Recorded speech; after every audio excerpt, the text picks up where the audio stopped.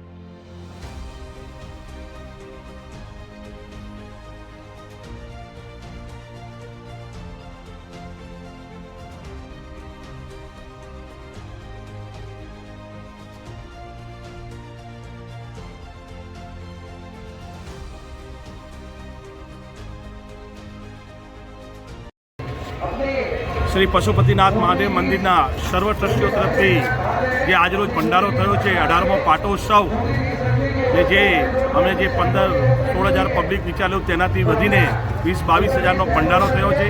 સવારના 5 વાગ્યાથી હવન કથાનું આયોજન થયું હતું, 5 વાગ્યા સુધી સાંજના સુધી ચાલ્યું ને એના પછી જે ભંડારો થયો છે કમસે કમ 20-22 હજાર માણસે જમ્યા છો। એનો સંપૂર્ણ ખર્ચો ભંડારાનો અને મહાપ્રસાદીનો આ વખતે 18મા પાટોત્સવ નિમિત્તેના પૂરા ભંડારાનો ખર્ચો શ્રી મંગલમ પરિવાર ભરતભાઈ પટેલ સાહેબ અને દિનેશભાઈ પટેલ સાહેબ તરફથી આપવામાં આવેલો છે। એમનો ભગવાન ભંડાર ભરેલો રાખે અને સાંજના 7 વાગ્યાથી રાતના 11 વાગ્યા સુધી ભજન સંધ્યાનો પ્રોગ્રામ બી થયો। તો સર્વ ભક્તોએ અંકલેશ્વરના જેડીસી અને સિટીના પબ્લિકે લાભ લીધો।